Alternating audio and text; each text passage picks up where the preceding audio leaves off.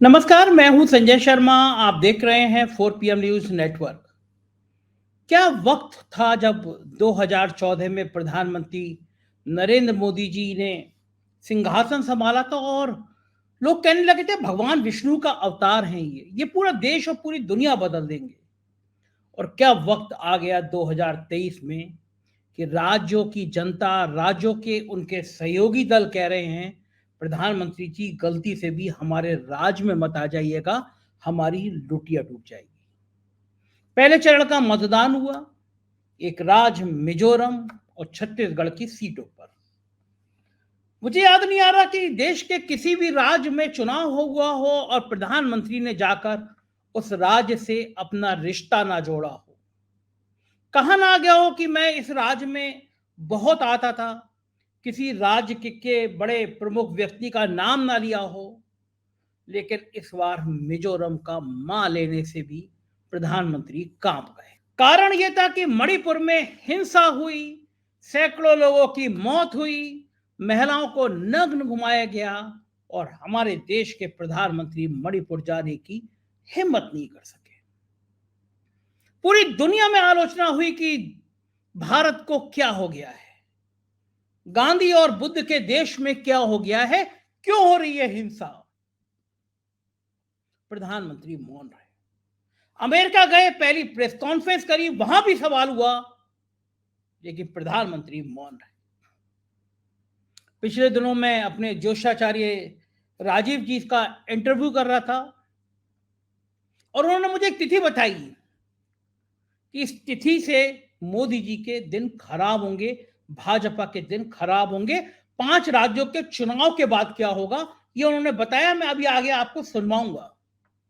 लेकिन पहले चरण से जो संकेत मिल रहे हैं, पहले चरण की जो बातें सामने आ रही हैं, वो साफ साफ बता रही हैं कि प्रधानमंत्री जी और भारतीय जनता पार्टी को इस बार 2024 में बहुत बड़ी मुसीबतों का सामना करना पड़ेगा। दरअसल नॉर्थ ईस्ट में भाजपा ने और संघ ने बहुत काम किया था, बहुत वातावरण तैयार किया था, लेकिन मणिपुर की हिंसा के बाद उपजे हालातों ने खास तौर से नॉर्थ ईस्ट में भाजपा और मोदी जी के लिए एक गुस्सा पैदा कर दिया है। और वो गुस्सा आदिवासी इलाकों में है। आदिवासियों को लग रहा है कि उनकी जमीनों को छीना जा रहा है, उन्हें बेदखल किया जा रहा है और उद्योगपतियों को यहां लाकर बसाया जा रहा है। इसकी पूरी रूपरेखा बन रही है। खनन, औद्योगिक विकास, ऐसे तमाम बड़े मुद्दे हैं जो आदिवासियों को डरा रहे हैं। उनको लग रहा है कि उन्हें कहीं ना कहीं विस्थापित करने की ये साजिश है। और भाजपा को अब यह डर सता रहा है कि आदिवासियों का जो गुस्सा है वो 2024 में सामने ना आ जाए। देश में आदिवासियों की जो संख्या है वो बहुत बड़ी है। आदिवासियों के रुख से भाजपा का सब कुछ उल्टा पुल्टा हो सकता है। राहुल गांधी ने आदिवासियों का मुद्दा आदिवासी बनाम वनवासी कहकर पहले छेड़ा था, जिसके तार, जिसकी आग की लपटें भाजपा को झुलसा भी सकती हैं। छत्तीसगढ़ में देखा, आज पहले चरण का मतदान हुआ। टीम है मेरी वहां पे, उन्होंने बताया कि बहुत गुस्से में है लोग। आदिवासियों के इलाके से गुस्से की खबरें आ रही हैं। छुटपुट हिंसा के बीच हुए इस मतदान ने आदिवासियों के जो संदेश आ रहे हैं वो भारतीय जनता पार्टी के लिए खतरनाक है। नॉर्थ ईस्ट के आदिवासियों का संदेश पूरे देश में चला गया है। भाजपा के लिए अब उतनी मुलायम धरती रही नहीं है। मैं दिल्ली आया हुआ था, कुछ बुद्धिजीवियों से मिला, देश के हालातों पे चर्चा हुई और एक बात सब महसूस कर रहे हैं, चाहे वो गरीब वर्ग हो, चाहे वो मध्यम वर्गीय वर्ग हो, चाहे वो दलित हो, चाहे वो पिछड़ा हो, यहां पर एक गुस्सा है, महंगाई को लेकर है, देश के हालातों को लेकर है। मध्य प्रदेश और छत्तीसगढ़ अब भाजपा के लिए दूर की कौड़ी होता जा रहा है। राजस्थान में जिस तरह वसुंधरा राजे को किनारे किया गया, फिर जोड़ा गया, फिर किनारे किया गया, फिर जोड़ा गया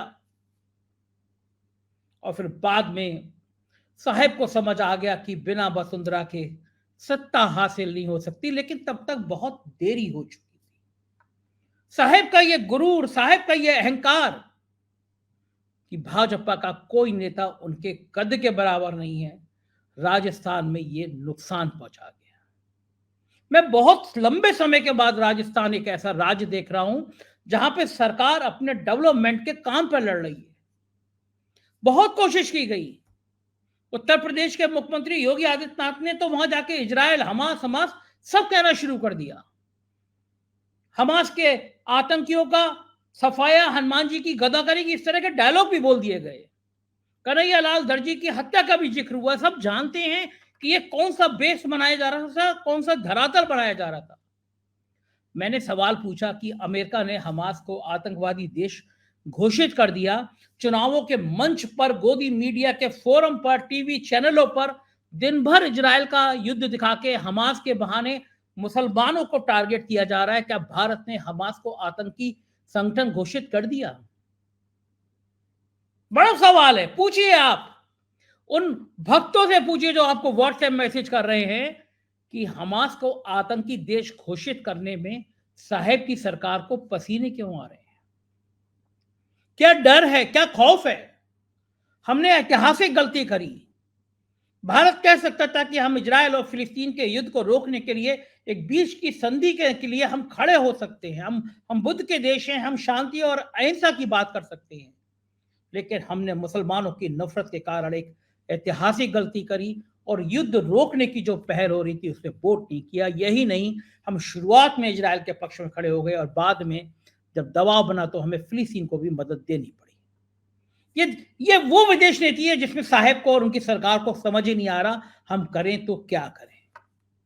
राजस्थान मेरे लिए भी बड़ा कौतूहल का विषय था कि राजस्थान में क्या वाकई में सरकार की नीतियां इतनी अच्छी हैं? क्या वास्तव में राजस्थान में जो कहा जा रहा है वही हो रहा है? मेरे रिपोर्टर हैं क्षितिज कांत, मैंने इनको भेजा राजस्थान। लगातार 1 महीने तक ये राजस्थान के अलग अलग जगह पे गए।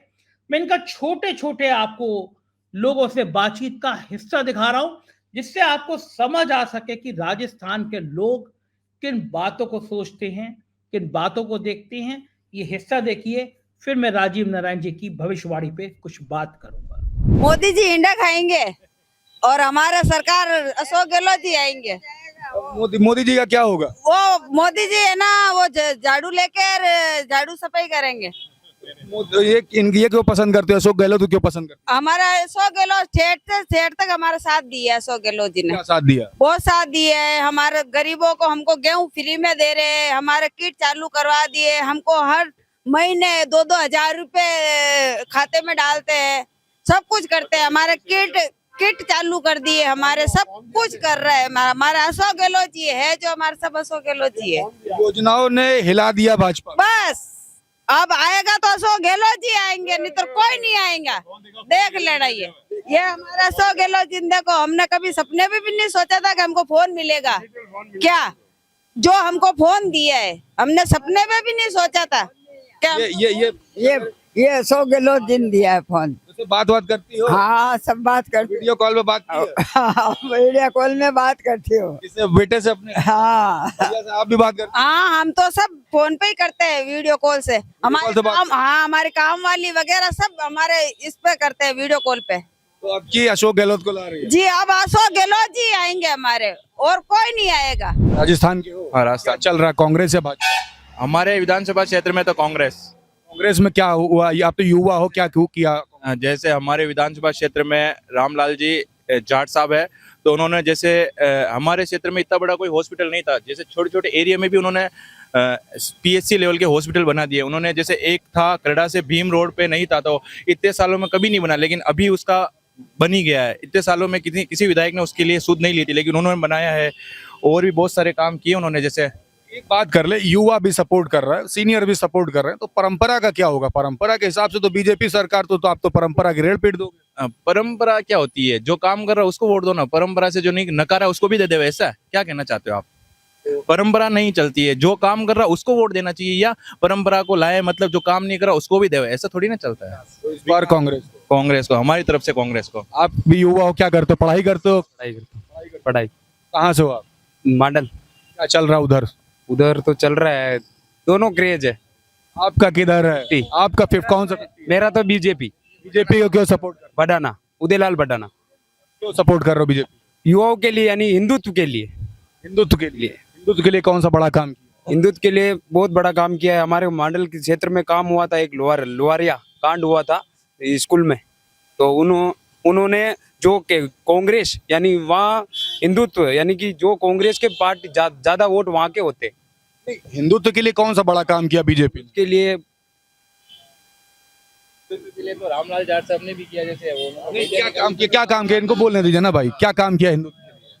हिंदुत्व के लिए बहुत काम किया है। अरे कुछ बताएंगे दो तीन। मैं नहीं बता सकता बस। बीजेपी को सपोर्ट कर रहे हैं, हिंदुत्व के लिए बड़ा काम किया है, तो कोई काम तो किया होगा जो दिल में आता हो जिस वजह से सपोर्ट कर। हम खुद ही गरीबी है ना सर, मीडियम क्लास हम तो सभी। तो आप लोग के लिए काम किया अशोक गहलोत? क्या ना सर, चिरंजीवी मैंने बनाया, 5 लाख रुपए का इलाज फ्री था। मेरी वाइफ के लिए भी मैंने गीतांजलि में 1,00,000-1.5 लाख का सारा इलाज फ्री हुआ मेरे। बच्चे को भी बाद में भर्ती कराया तो वहाँ पर भी उनका भी इलाज फ्री हुआ। अगर चिरंजीवी नहीं होता तो हम क्या वहाँ 1-1.5 लाख रुपए लगा सकते क्या? क्या चल रहा माहौल इधर? सीधा कांग्रेस का माहौल चल रहा है। कांग्रेस में क्या पसंद आ रहा?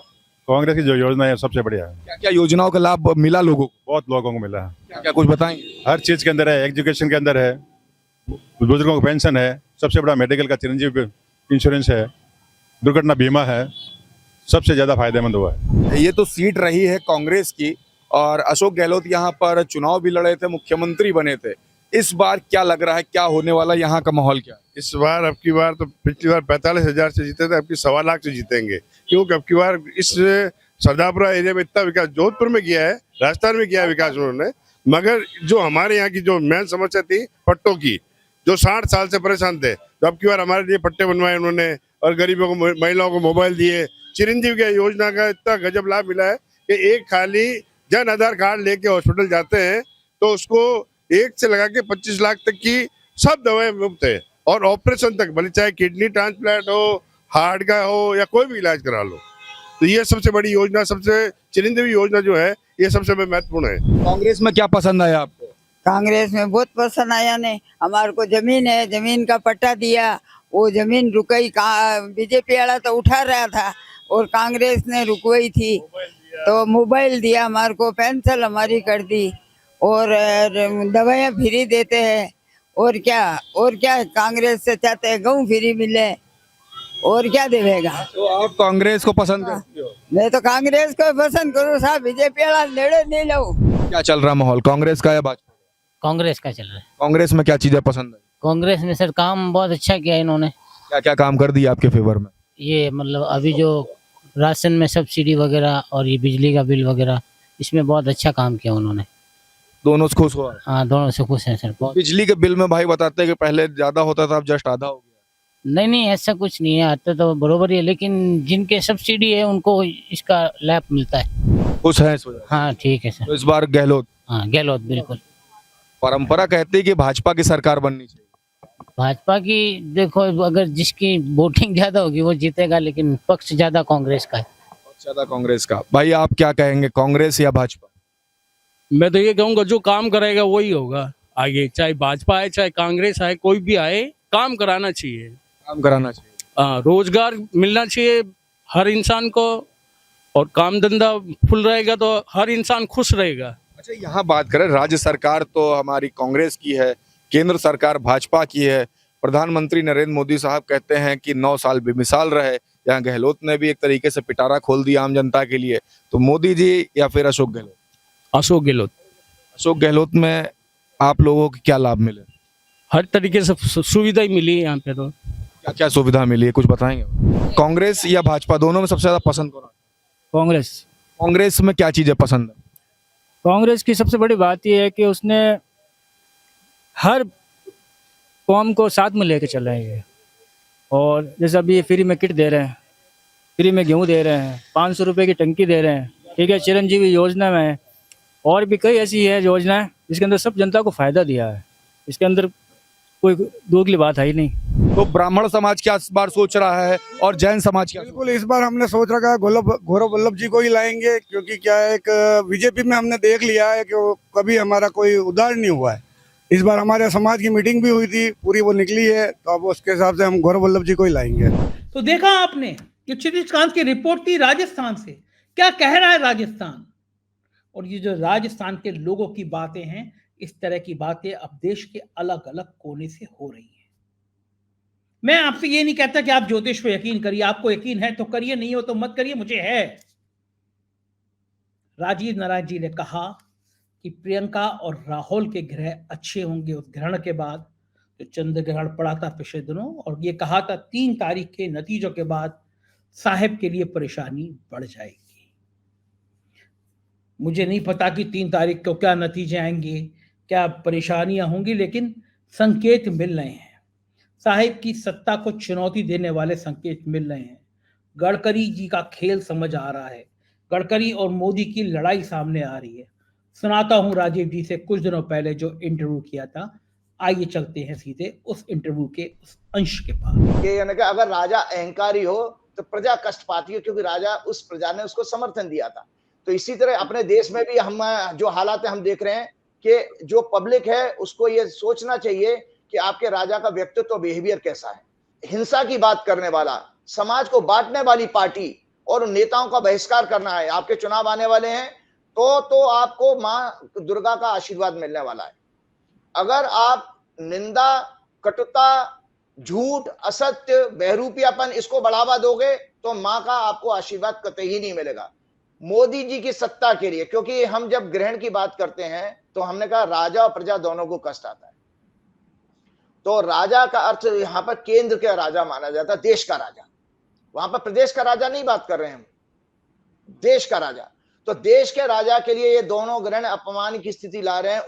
उनकी सत्ता को भी चुनौती मिलने वाली है इन 5 राज्यों के परिणाम आने के बाद।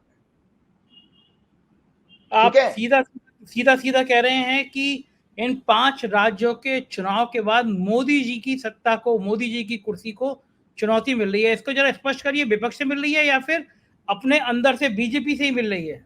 भाई अपने अंदर से ही। मैंने आपका हर प्रोग्राम में कहा था कि भाई बीजेपी में जो है बेसिकली इनफाइटिंग और अपोजिशन और डिवीजन पार्टी का विघटन होने वाला है। ये मैंने हर प्रोग्राम में 4-5 प्रोग्राम से बराबर कह रहा हूं।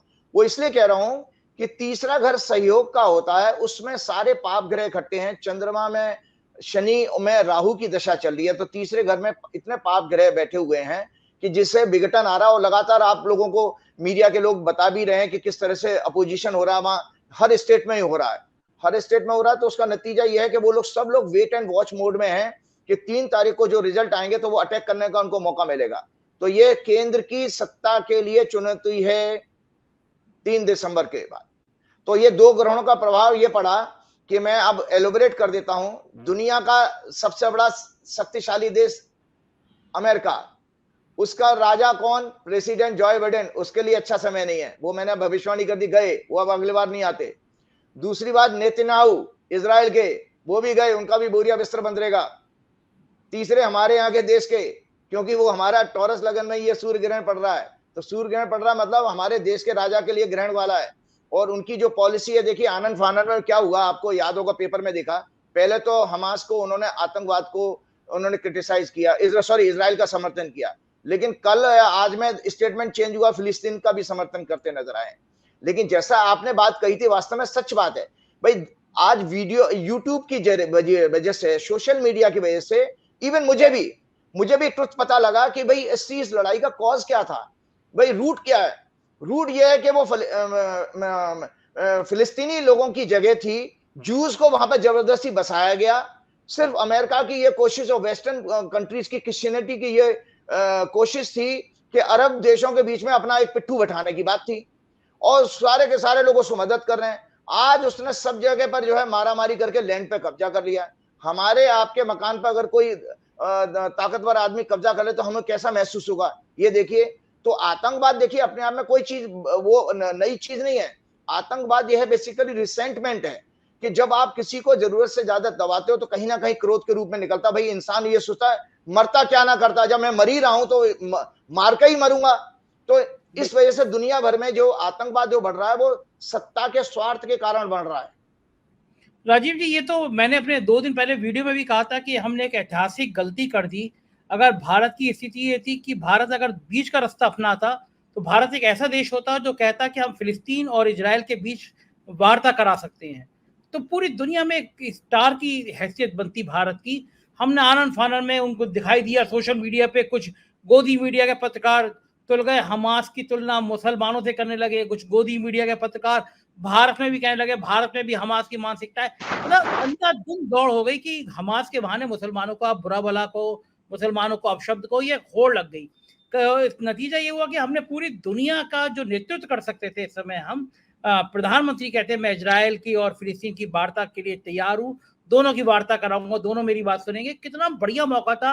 अटल जी ने फिलिस्तीन का समर्थन किया था। भारत ने एक ऐतिहासिक मौका अपनी बेवकूफी में खो दिया।